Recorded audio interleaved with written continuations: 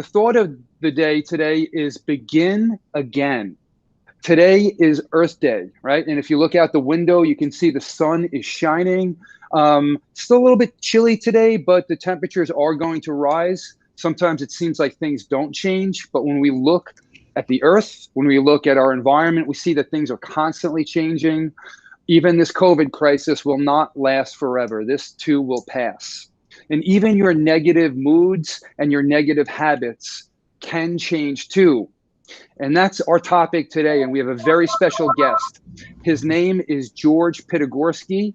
He is the author of the Zen Approach to Project Management and How to Be Happy Even When You Are Sad, Mad, or Scared. So welcome to the show, George. Hi, thanks, Brian. Nice to be here. Happy Earth Day. So if you could just begin, I know you might be walking us through meditation in a few minutes. If you could just give us a little brief sense of who you are, and we'll talk more later, but just some bullet points. Well, okay. I've had an interesting life. I'm 77 years old, so I'm older than most of the students and teachers and administrators in the school system. I've had a career of over 60 years that's been really exceptionally interesting, at least to me. I've been a technologist, programmer, entrepreneur, executive, project management guru on a global level, meditation teacher and consultant and coach. So I've had all of those kinds of experiences. I've had, I have a family of a marriage of 50 plus years and children, grandchildren. And then over 50 years ago, I became introduced to yoga, Tai Chi Chuan, and meditation, and have had the wonderful luxury of being with teachers who have offered very, very precious teachings on how to live in the world happily and productively, with a sense of being able to focus on what's important, serving people in particular. So that's a wide range of experience, and the common link seems to be this mindfulness. And I know you yourself are a mindfulness teacher, a very, very gifted teacher, I would say. Would you mind walking us through some sort of meditation or mindfulness activity? Yes, I'd be happy to. I often want to couch the terms of what we mean by this kind of practice that we do. Mindfulness to me is something that is a natural quality of mind. It's something that everybody has. Mindfulness meditation is a formal way of practicing so that one's mindfulness is more apparent day to day. So we have what we call formal practice, what we might call meditation, where we sit or stand or lie down for X number of minutes, and we focus our mind, and then we watch, we observe whatever is occurring moment to moment. But that's a practice. And the practice is so that we can be more likely to be mindful every minute of every day, no matter what we're doing.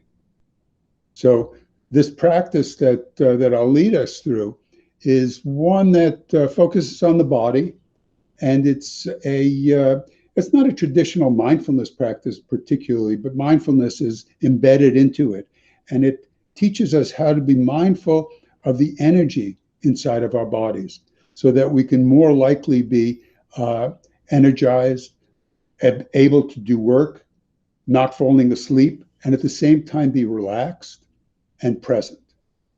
So let's give it a shot. Let's do some mindfulness. Here we go. So throughout this exercise, whenever you notice that you're being distracted by thoughts or feelings or boredom or what have you, bring your attention back to the presence in the practice. And we'll see that presence brings you to the center of your belly, that place about 4 inches below the navel, where we'll call it the belly, but it has many different names in many different cultures. So find a comfortable posture. If you can, stand up.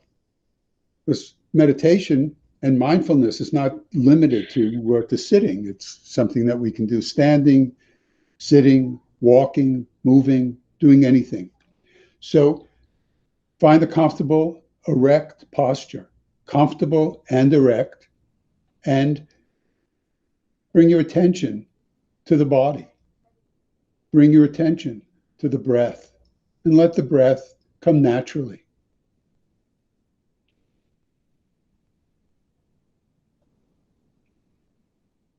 Make sure your head, neck, and back are relaxed and aligned. Relax your shoulders, letting them gently flow back and down.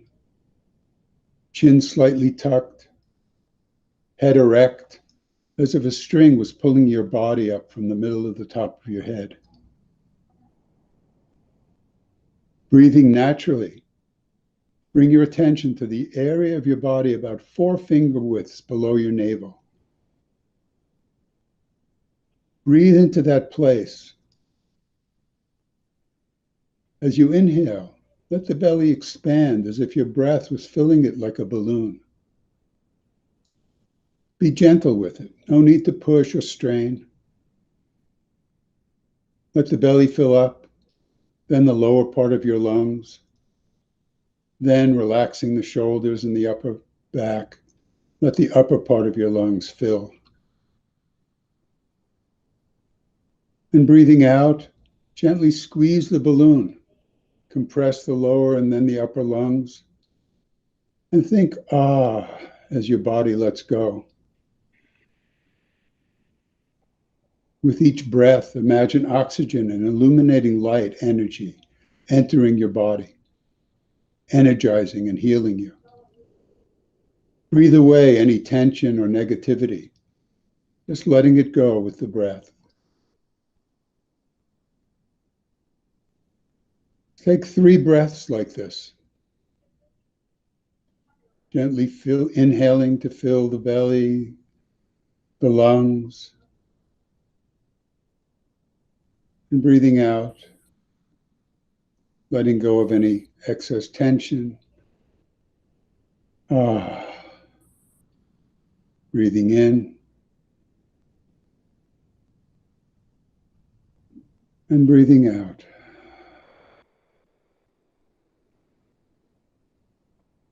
Imagine a ball of light in the belly. Let the sensation there in that part of your body be your anchor, the thing you come back to when you realize that you are distracted or becoming distracted. Imagine that from this ball of light and energy, you're distributing healing throughout your body, distributing energy and relaxation throughout your body, radiating it down into the pelvis, the hips, legs, feet, and upwards into the spine, the intestines, solar plexus, chest, back, shoulders, arms, your hands, and up into your neck and head. Let this energy relax and energize you. Let it energize and relax your body, and let it kind of melt your brain, letting your brain relax, letting your skull relax, letting your face relax.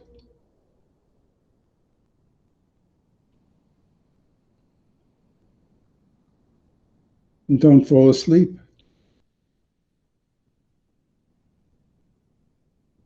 The light energy, it's energizing and melting away any unnecessary tension, doubts, worries, anxiety, stress, all leaving with the exhalation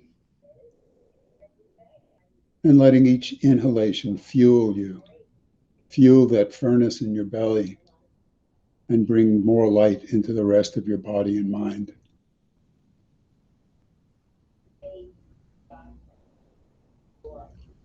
Gently open your eyes.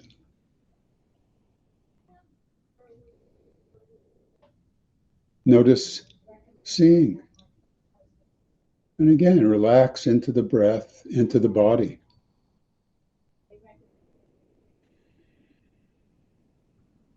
Keep your focus as a general gaze, not looking at anything in particular. And with the eyes open, bringing the attention back to the belly, back to the breath, back to the energy flowing through.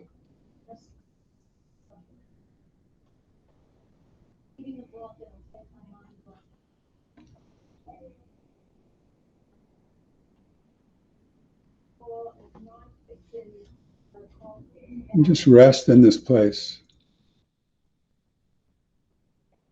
aware of your thoughts, your feelings, your physical sensations,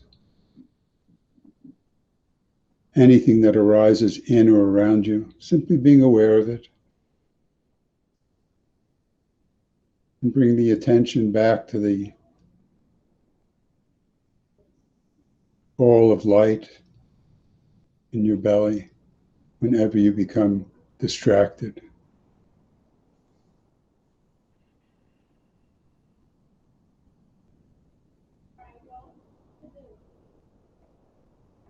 And be aware that you can bring this practice into daily life. Sitting in front of your computer, sitting in class, if that ever happens again, wherever you might be, whatever you might be doing, you can take a moment to find a comfortable, erect posture. Focus your attention on the breath and let the breath fuel your body.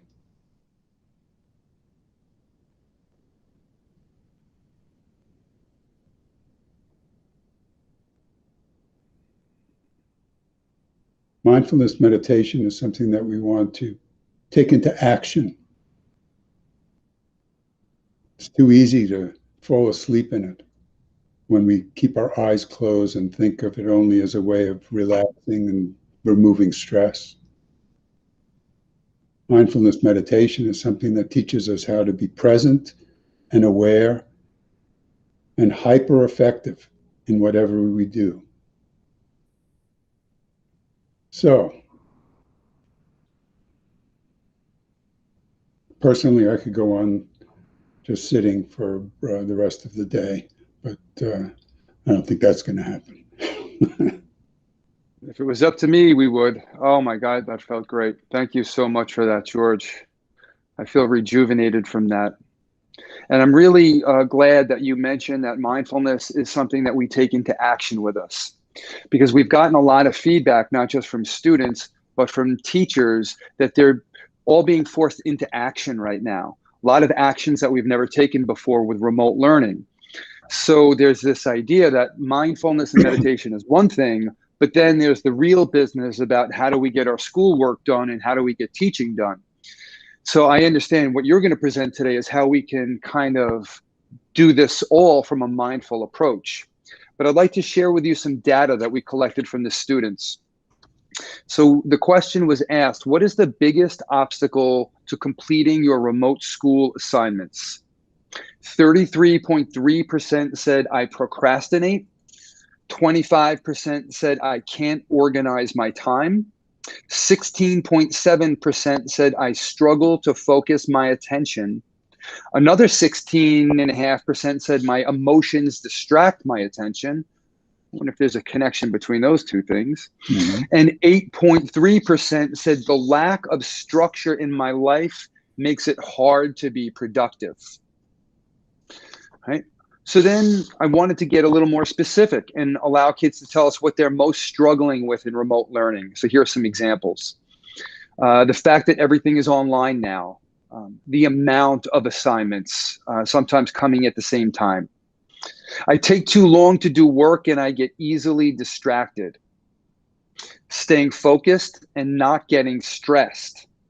I struggle with some lessons without the teacher physically present to give further explanation, and anxiety. A bunch of people raised that.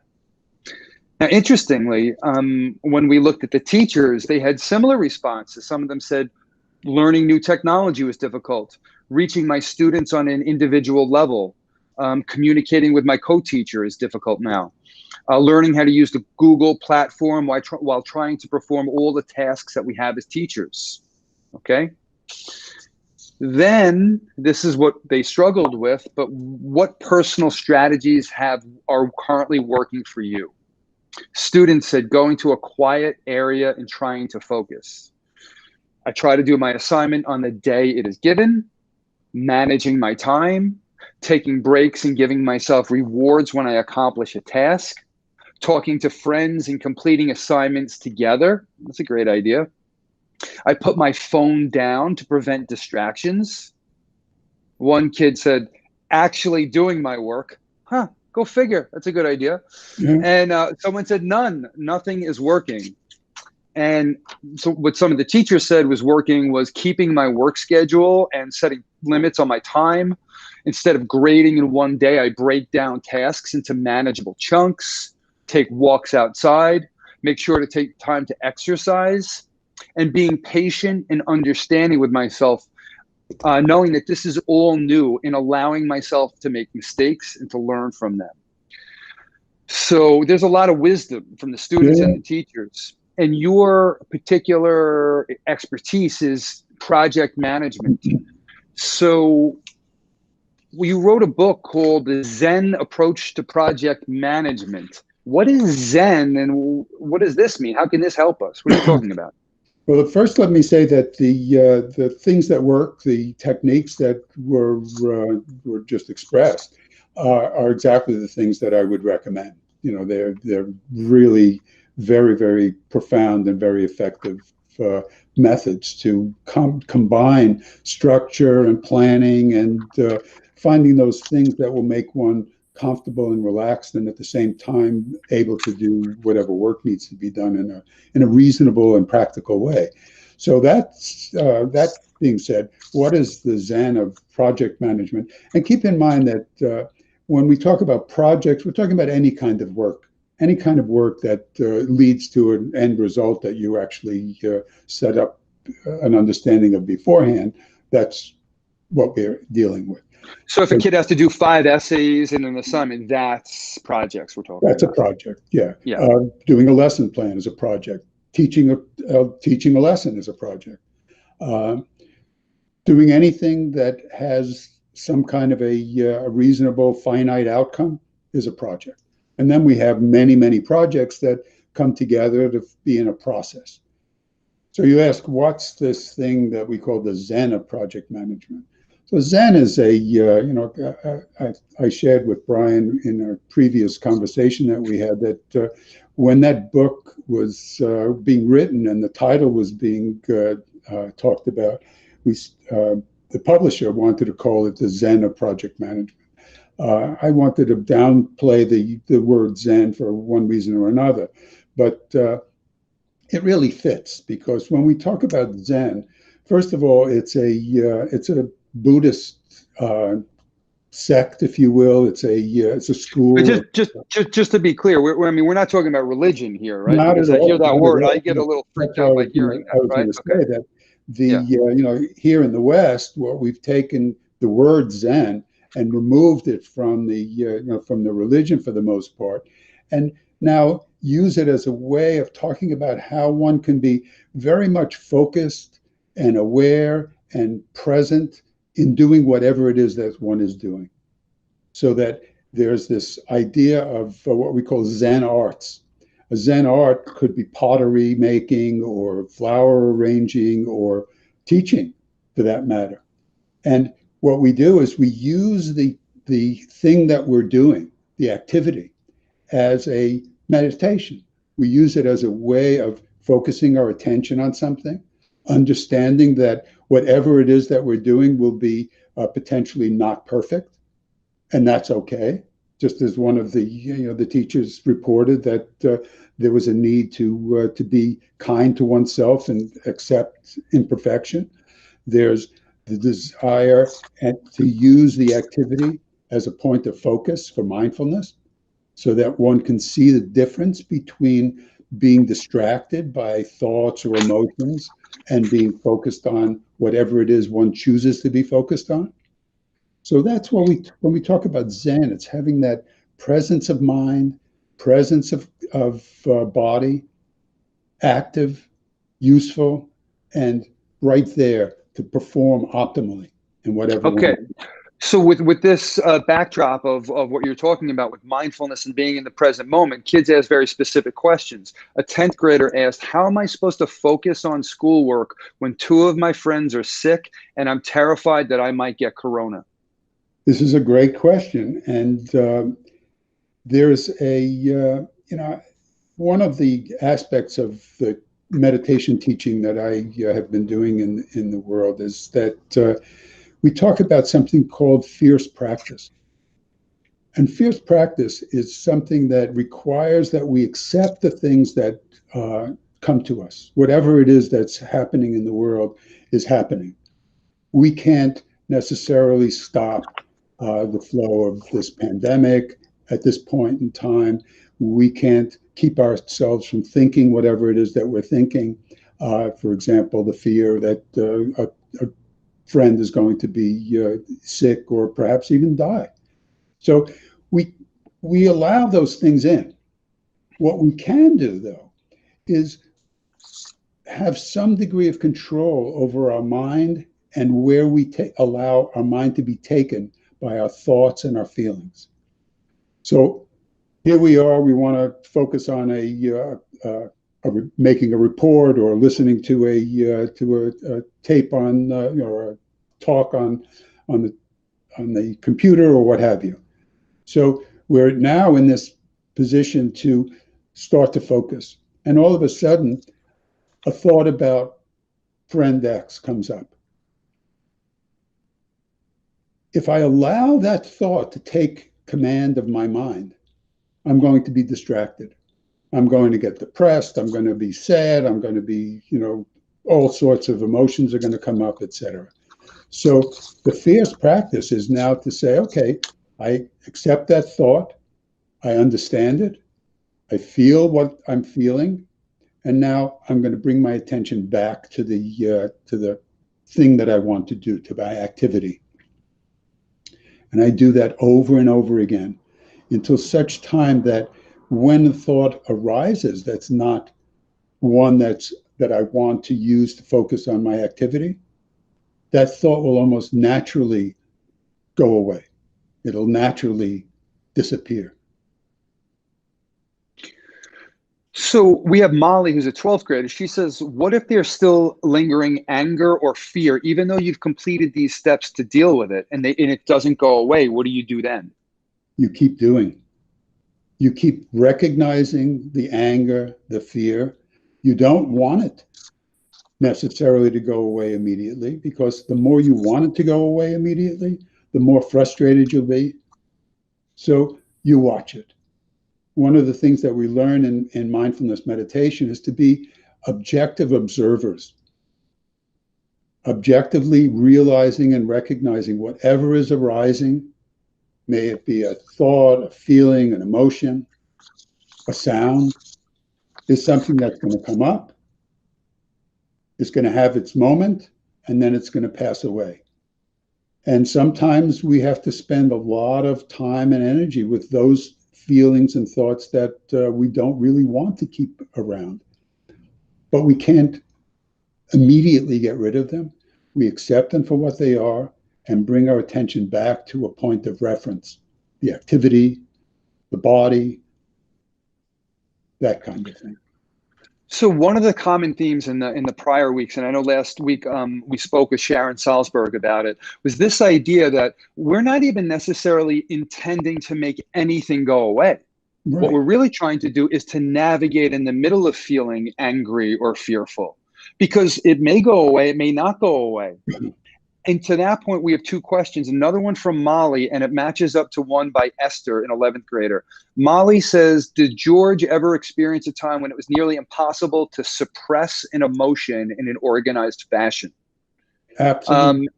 And Esther asks, to what extent can engaging in discussion help in suppressing fear or anger? So it struck my attention that they both used the word suppress. Yeah. Are we trying to suppress anything? Not at all. Not at all. We, in fact, recommend against suppressing the emotions, because when you suppress an emotion like anger or sadness and so forth, it doesn't go away. You're suppressing it. You're pushing it down into somewhere in your body, perhaps in the back of your mind, but it manifests in your body. So holding on to it and suppressing it in that way is not recommended at all. In fact, we recommend the opposite. Accept it, feel it fully. Understand that there are times when there's nothing you can do but act out of the emotion. Now, we don't want to act out in a reactive way, but sometimes that happens. Certainly happened to me, and I'm sure it's happened to just about everybody on this cast. Yeah, teachers, students, administrators, everybody has this kind of issue. So what we try to do is integrate. We try to build space so that while I'm feeling this emotion, while I'm even in a reactive state, I can see it as one of the things that's happening in the overall space that I can now identify with as awareness. Now, that might be something that's, a little bit esoteric, but the idea is to create enough spaciousness in the mind and in the body to allow everything to be as it is. And then allowing everything to be as it is, I can have some degree of control and direction. And I can build on my capacity to be more and more in control, more and more to choose what to do with my feelings and the energy that associates with those feelings. And when I choose rationally, I'm now responding as opposed to reacting. You use the word rational, and we have a question from a teacher. This is Mr. Capuano, our physical education teacher. He says, what strategy or strategies can I use to get to the rational state of mind when I'm frustrated, overwhelmed, angry, or fearful? Good question. So the rational state of mind is one of our states of mind that we, relish particularly in our culture. How do I come back from that? One way of doing it, particularly for a phys ed teacher, is run around the block. To do something physical. So I chose that particular meditation, that practice that we experienced together, because one of the things that it does is it puts us into the body.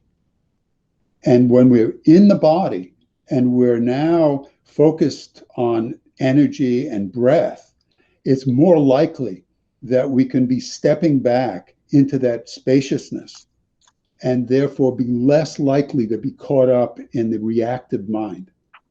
So one way of doing it is to cultivate that ability to see when the arising of that emotion, let's say it's anger, comes up, that frustration. And now, do I have the opportunity to run around the block? If I don't, let's say I'm in the middle of a class and some student does something that kind of ticks me off a bit, or I'm a student and the teacher does something, or another student does something that that causes the same thing. I can't get up and run around the block. What I can do is, if I have the presence of mind, to bring myself back to the breath, back to that center that we talked about, that place in the belly where the energy ball is, and breathe in that. That's another technique. Third technique, use a thought. Use some kind of in some practices, it's called a mantra or a prayer or some kind of a We affirmation. don't we don't be introducing prayer in this, just to Okay, be no clear. prayer, Yeah. some kind of an aphorism, some kind of a statement that one can give oneself that says, I'm feeling angry and I'm going to let the anger go. Or may I be happy? So Jordan is a 12th grader. He says, how can you escape when you are constantly in fear? When you are talking now about creating spaciousness by bringing the breath into the body, is that the escape you're talking about? Not necessarily making the fear go away, but escaping being trapped by the fear by allowing the fear to be here. Yes. Correct? Yes, exactly. So that we're getting to that place where we no longer recognize that there is an escape. There is no escape. What we have the capacity to do is see the fear as something that's out there. That's not, I'm not the fear. I might be experiencing fear. And the more we take that step back into that spaciousness, the more likely it is that we can see the fear for what it is. Then there are other techniques that are related to mindfulness that have to do with contemplation. So we can ask ourselves, what am I afraid of? What am I afraid of? And that immediately cuts through because there's somebody, something that's asking this question. What's that? Becomes an interesting question. Is that afraid? Or is that just interesting? Is it just interested? Is that awareness available as a means for seeing fear for what it is? And what it is something that is arising in the mind that has a physical impact and that at the same time is empty. It's empty because it has a cause and it's going to go away eventually.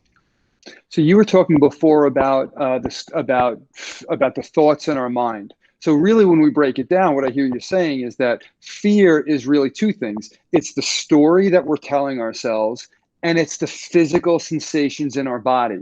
And if we can observe those physical sensations and we can pay attention to that story in the mind, we can feel free, as Leslie Booker told us 2 weeks ago, right in the midst of all of it. Is this correct? Exactly. Yes. Yes, that's exactly it. We have a question from Maria, who's in 10th grade, Maria, or 11th grade. Sorry, Maria. Can you, Maria, are you there? Can you unmute your, yeah, I'm there you here. go. Hi, Maria. Hello. So one of my questions was, let me just put it up. It was, personally, I procrastinate a lot. How can I or others who have the same situation use meditation as a way to lose the habit of procrastination? Okay, great question. Again, a lot of the answers to these kinds of questions are the same. So procrastination is something that has a felt sense associated with it. You know what I mean by a felt sense? There's a body sensation that goes along with it. So there's the ability now to see when procrastination is starting. What's the felt sense? I ask myself. What is it that's keeping me from engaging in that thing that I really have planned to engage in? Sometimes it's a fear of not being able to do it well. Sometimes it's a desire to do something else that's more pleasant. So by seeing the feelings associated with procrastination, I now can give myself choice. I can say, okay, do I really want to procrastinate this? What's going to happen if I procrastinate? I'm going to probably be stressed later on because I haven't done something. I'm going to be rushed, etc. And I start to use a bit of my rational thinking to talk myself out of procrastinating. Does that make sense?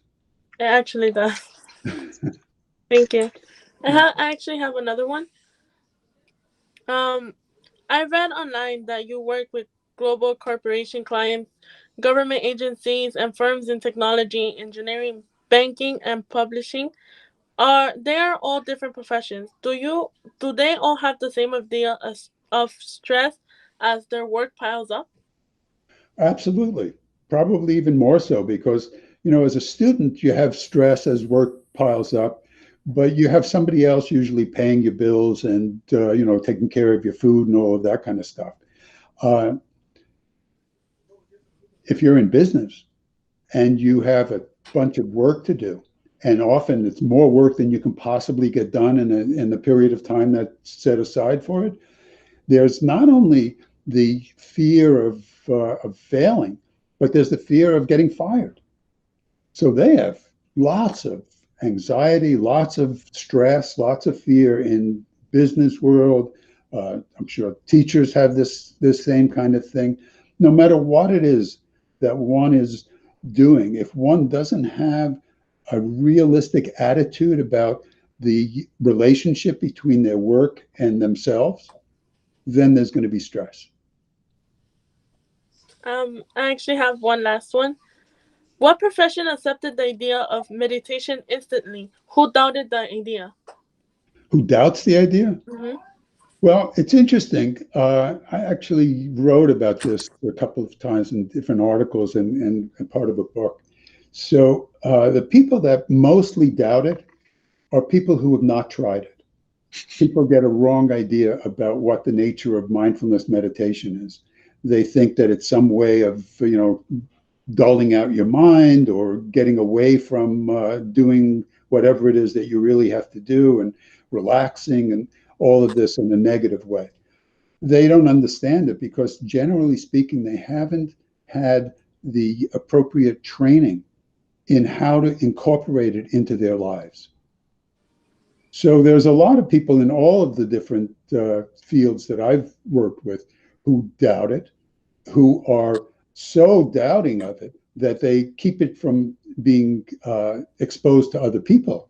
And then at the same time, in US Army, Google, many of the banks and insurance companies are all promoting the effective and realistic use of mindfulness meditation and other practices and concepts that will help people not only deal with their stress, but to the degree that it's possible, reduce the stress by being more clever about how to plan work, how to manage expectations about what can be done in a given time, and so forth.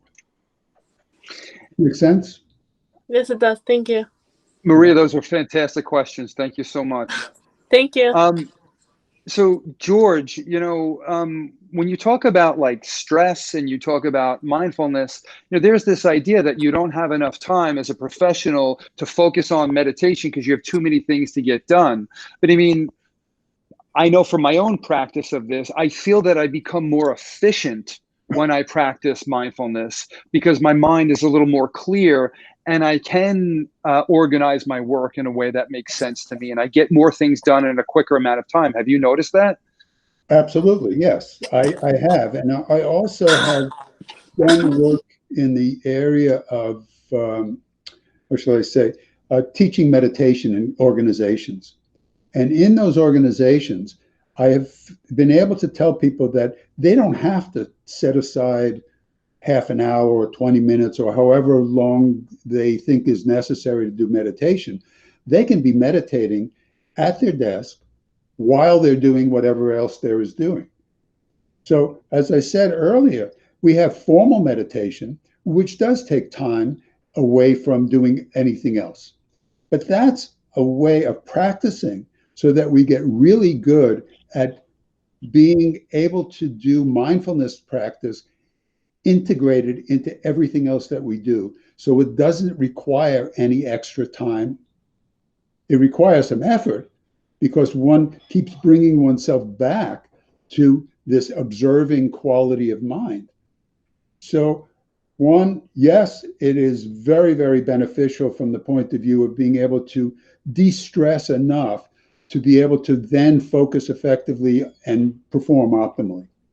And at the same time, if one is doubting of that, as one really can't get it together to set aside some time to practice in a formal way, then one can practice in an informal way. One can walking to work or driving to work or getting out of bed becomes now a potential for doing a mindfulness exercise. Brushing your teeth is a mindfulness exercise. So just coming back again and again and again to whatever this is. I know as a teacher, and I think most teachers can relate to this, I've had the experience of teaching a fourth period class, but I'm not fully present because I'm pissed off at something that happened in the third period class. Exactly. And I'm shortchanging the kids in front of me because my mind is often someplace else that doesn't make sense to the environment that I'm in. Yeah, that certainly happens. And then, being a teacher, I've never really been a school teacher in that sense, but I've taught a lot of seminars and workshops in the business world and organizations, and then of course mindfulness practice and other kinds of teaching. I find that when I get into the classroom, that engages me so much that it makes letting go of those earlier thoughts and feelings really easy, because there's a concentration that's present. I'm there. If I lose concentration for even a minute, I lose the class. Yeah. It's not just that I'm robbing them. It's just that they're going to go off and do whatever they're doing, and I'm teaching them how to be distracted and to make believe that I'm focused. Now, this brings me to a place of recognizing and really needing to articulate that when we talk about mindfulness practice, there are two components to it. One is concentration, and the other one is mindful awareness. The concentration part is what gives us the ability to decide on a point of focus and to recognize when I'm losing that and bring myself back. Mindfulness is observing. Right. We need to have both of those. And you mentioned earlier about expectations, right? I know that you have a book on managing expectations, and you use this with your work with corporate clients that Maria was just referencing. Yeah. So a teacher asked this question: how do you adjust expectations when you had things you were looking forward to accomplishing this year, and remote learning has now made it impossible to accomplish? Well, there's a notion, an idea that what makes us miserable is wanting things that can't be. When we want things that are impossible and we stick to wanting them, we're going to be miserable. So we look at our expectations and we say, okay, I had this expectation that I was going to be able to do X, Y, and Z this semester. And now I realize that given my current knowledge, I can't really do it. So I now say, okay, what can I do? What is it that I have the capacity to do? Can I figure out another way to do what I wanted to do? And if I can't, can I then accept the fact that I won't be able to do it? And that becomes my new expectation. Now, we don't want to get to that point where we take the easy road out and say, oh, I'm just going to let go of everything that that's hard to do. It's not what I'm saying. But when we realize that something is impossible, and it really is impossible, and I'm convinced that it's impossible, then why hold on to it? Another way to say that is that you're at war with reality. Exactly. Yeah. Why be at war with reality? It just makes you miserable. And of course, it's easy to say, but we've all done it, and our mind takes over. Why didn't this happen? Why didn't that happen? It should be this. It should be that way. Yeah. And you end up shutting all over yourself, as I've heard you say in the past. Nobody likes to be shut upon. There you go. So we have one more question from Jennifer, who's a 10th grader. She says, in regards to your children's book, How to Be Happy Even When You're Sad, Mad, or Scared, she says, what are some easy ways to try and not get mad at little things, not the big things, but the little annoyances? Okay, well, recognizing when the annoyance is beginning to make you mad becomes the thing that we're trying to do when we practice mindfulness. Being aware when that little thing is arising, is causing the arising of anger, let's say, or annoyance. So what we do is when we see it coming up, we can, one, ask ourselves the question, well, how important is this? We might also find ourselves asking the question of ourselves, well, what's really behind my anger? Why would something like that make me angry? Is it maybe something else that's underneath that's causing me to be angry? Do I have an expectation that everything should be the way I want it to be, and therefore if it's not, then I'm going to get angry at it? So we start to use these mindfulness techniques and contemplation to get to that place where we still might find ourselves being annoyed, but we don't let the annoyance fester. We don't let it build. We don't let it get into our self-image, and we don't identify with it. So for people who aren't interested in meditation, mindfulness, what are some other ways for them to accomplish that same goal? They're not going to sit and meditate. What else could they do? Well, they can basically give themselves an intention to become more aware of whatever it is that they're doing when they're doing it.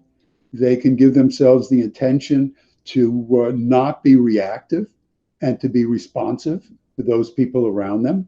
And with that intention alone, they have the ability to now step back from their normal engagement with their emotions and all the people around them and take a breath and just be naturally more likely to be present and aware and effective in what they're doing. You don't need mindfulness meditation. Mindfulness is there.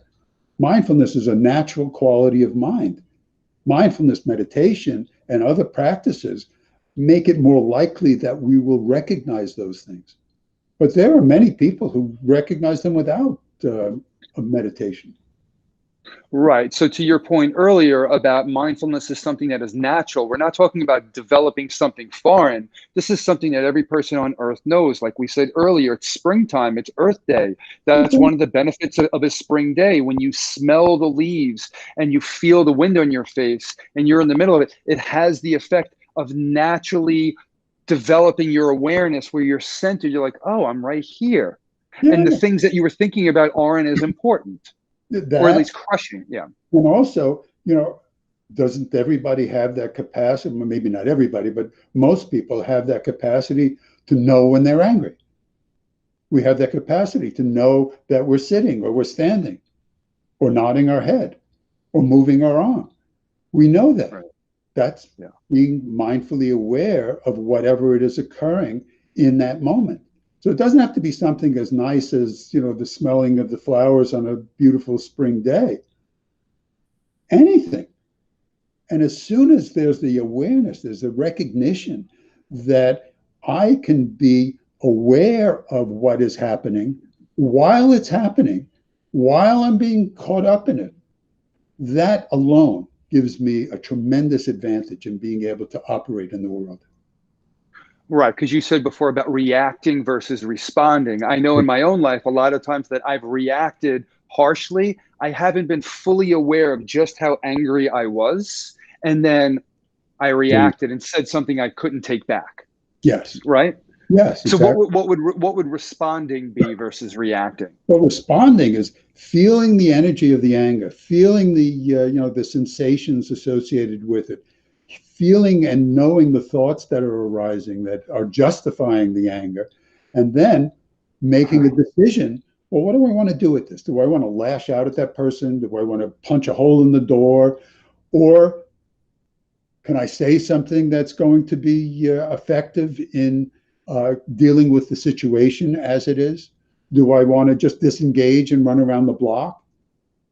And then, having calmed down to some degree, having had that ability to step back into so-called rational mind, I can now figure out what's going on and what it is that I can bring to what's going on that will make things more to my liking and more to the liking of the other people involved. So we've covered a lot of ground today, and this has been extremely beneficial for me, and I imagine for every single person watching this, student, teacher, family members, everyone. Is there anything we haven't covered today? I know there are people right now that are very distressed because there's a lot of uncertainty. They don't know when this will change, when they'll be back with their friends in their lives. Any parting messages you want to leave with us? Yes, I think that one of the themes that I'm working with now that I've got more time on my hands is this idea of ready for anything. That there's a concept called cognitive readiness. Big words, but basically it comes out of the military. Being able to operate in warfare, on the battlefield, ready for anything. So uncertainty. There's a concept called VUCA, volatility, which is basically about change, uncertainty, complexity, and ambiguity. These four things are what's operating in our world. Those are big words. Those are big words for kids. Just we might want to break that down. Let's translate them. Change, lots of change, particularly change that one doesn't really want or one doesn't really make oneself. Uncertainty. I don't know what's going to happen. I don't know how things are going to unfold. I never did, but I used to think that I did because there was more structure, there was more predictability. But uncertainty, not knowing how things will turn out. Complexity. When we start to see that everything is interconnected with everything else, and we stop thinking simplistically about how, I can just do this and nothing will happen as a result of it, we start to realize that everything that we do, everything that we say has a ripple effect. And that ripple effect is moving through all of the interconnected parts of our lives and our environment and so forth. So that adds to the uncertainty and manifests the change. And then ambiguity is not having clarity about what's going on. People lie, people, distort the truth, people make things seem as if they're one thing when in fact they're another. So when all of those things come together, we get stressed unless we can step back and accept the fact that in the midst of this all, we can find what I refer to as the eye of the storm. So, in a hurricane, hopefully the kids and everybody knows that in a hurricane, there's this eye of the hurricane. And in this eye of the hurricane, there's this calm space. There's no wind blowing, the sun is shining, everything is beautiful. And all around it is swirling 75, 95 mile an hour winds, blowing things apart. How can I find the eye of the storm in myself? How can I rest in that place? That's the space that we were talking about. That's the spaciousness. So I find the eye of the storm. I accept uncertainty for what it is. Like it not to be there, but it's there. Accept it. Accept the fact that change is happening. I can maybe have some control in the direction it takes, but overall, I'm not going to be able to complete that. So ready for anything. This has been hugely beneficial, George. Thank you so much. This was fantastic. And speaking of ready for anything, we have a bonus episode of Calm and Connected tomorrow at Thursday, 2:45. We have the living example of ready for anything. His name is Dr. Roberto Canessa, and he was part of the famous Uruguayan rugby players in 1972 that were trapped on the Andes Mountains for 72 days and found their way to freedom. He is now a cardiologist, a heart surgeon, and he is building respirators for COVID. The man lived through the most unthinkable conditions any human being has ever lived through. He's going to be here tomorrow, and he wants to teach us how we can build courage and heart in a crisis. Tomorrow, Thursday at 2:45. George Pitagorsky, thank you so much. Great to see you, George. Nice to see you. Everyone at home, stay safe, stay calm and connected, and we'll see you soon. Thank you. Bye. Thanks.